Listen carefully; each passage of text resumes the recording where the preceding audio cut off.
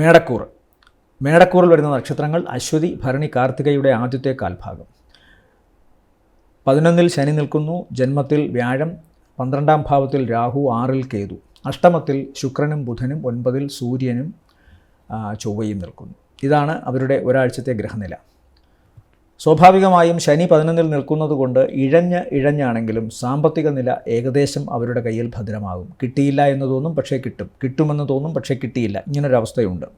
ജീവിതത്തിലെ പല കാര്യങ്ങളിലും ഈ ഒരു അമാന്തമോ പ്രശ്നമോ ഈ ആഴ്ചയിലും ചെറിയ തോതിൽ അവരെ പിന്തുടരാം.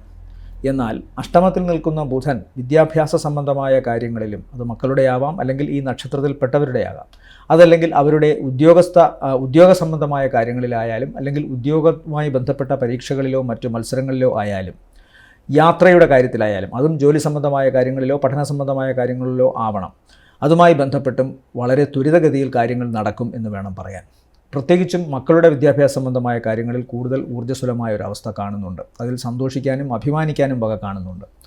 മറ്റൊന്ന്, ഇവരെ സംബന്ധിച്ചിടത്തോളം ഇവർ ഗുരുസ്ഥാനീയരായി കാണുന്ന വ്യക്തികളോ, അല്ലെങ്കിൽ കാരണവസ്ഥാനത്തുള്ള കുടുംബത്തിലുള്ള വ്യക്തികളോ, അല്ലെങ്കിൽ രക്തബന്ധത്തിൽപ്പെട്ട പിതാവിന് സമാനരായ ആൾക്കാരോ, പിതാവോ അല്ലെങ്കിൽ ഒക്കെ തന്നെ ഏതെങ്കിലും തരത്തിലുള്ള സാമ്പത്തിക പ്രശ്നങ്ങളോ, അല്ലെങ്കിൽ മറ്റെന്തെങ്കിലും വൈകാരിക പ്രശ്നങ്ങളോ, അതുമല്ലെങ്കിൽ ആരോഗ്യ പ്രശ്നങ്ങളോ നേരിടാനുള്ള സാധ്യതയുണ്ട്.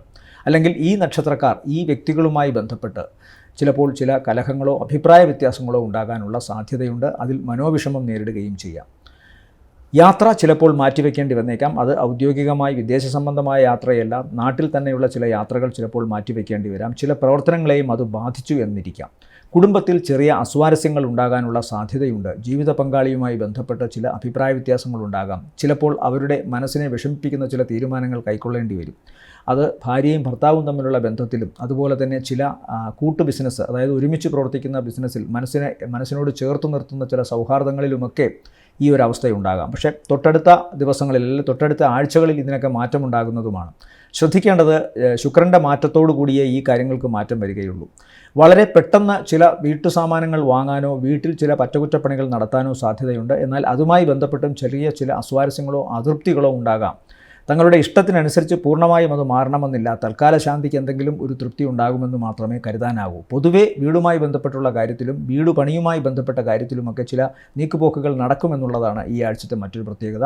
സാമ്പത്തികമായിട്ട് ഇവർക്ക്, ഞാൻ നേരത്തെ പറഞ്ഞു, തുടക്കത്തിൽ തന്നെ പറഞ്ഞു, വളരെ ബുദ്ധിമുട്ടിയാണെങ്കിലും അല്ലെങ്കിൽ ഇഴഞ്ഞാണെങ്കിലും അവരുടെ സാമ്പത്തികാവസ്ഥ ജസ്റ്റ് കാര്യങ്ങൾ നടന്നു പോകുന്ന തരത്തിൽ ഒപ്പിച്ചെടുക്കാൻ സാധിക്കുന്നതാണ്. ജനുവരി മാസം, ഫെബ്രുവരി മാസമൊക്കെ കഴിഞ്ഞ് മാർച്ച് അവസാനത്തോടു കൂടി മാത്രമാണ് മേടക്കൂറിന് സാമ്പത്തിക ഭദ്രത എന്ന് പറഞ്ഞൊരവസ്ഥയുണ്ടാകുന്നത്. പിന്നെ ശുക്രൻ 9-ൽ പോകുന്ന ജനുവരി 15-ന് ശേഷവും സാമ്പത്തികമായ നേട്ടം കാണുന്നു. അപ്പോൾ ജനുവരിയിലെ ഈ 6-ാം തീയതി വരെയുള്ള ആഴ്ച ശ്രദ്ധിക്കണം. സാമ്പത്തികമായിട്ട് അവർക്ക് ഞെരുങ്ങലോ പ്രതിബന്ധങ്ങളോ ഉണ്ടാകില്ലെങ്കിലും ജസ്റ്റ് കാര്യങ്ങൾ നടന്നു പോകുന്നൊരവസ്ഥ കാണുന്നുണ്ട്. യാത്രയും അതുപോലെ സ്വന്തം നാട്ടിൽ നടക്കുന്ന യാത്രകൾക്ക് ചെറിയ തടസ്സമുണ്ടാകുന്നു. പിതാവിനോ പിതൃസമാനരായ ആൾക്കാർക്കോ ഗുരുസ്ഥാനീയർക്കോ ചെറിയ പ്രശ്നങ്ങളോ സാമ്പത്തികമായ പ്രശ്നങ്ങളോ ആരോഗ്യ സംബന്ധമായ പ്രശ്നങ്ങളോ ഉണ്ടാകുന്നു. മക്കളുടെ വിദ്യാഭ്യാസ സംബന്ധമായ കാര്യങ്ങളിലും പഠന സംബന്ധമായ കാര്യങ്ങളിലും പോസിറ്റീവായിട്ടുള്ള പല മാറ്റങ്ങളും ഉണ്ടാകാം. ജോലി സംബന്ധമായ കാര്യങ്ങളിലും വലിയ ദോഷമൊന്നും തന്നെ കാണുന്നില്ല. അതിൽ ഉയർച്ചയൊക്കെ ഉണ്ട്. അതിൽ നിന്ന് കിട്ടുന്ന വരുമാനത്തിന് മാത്രമാണ് ചിലപ്പോൾ ചില കാലതാമസങ്ങൾ ഉണ്ടാകാനുള്ള സാധ്യത.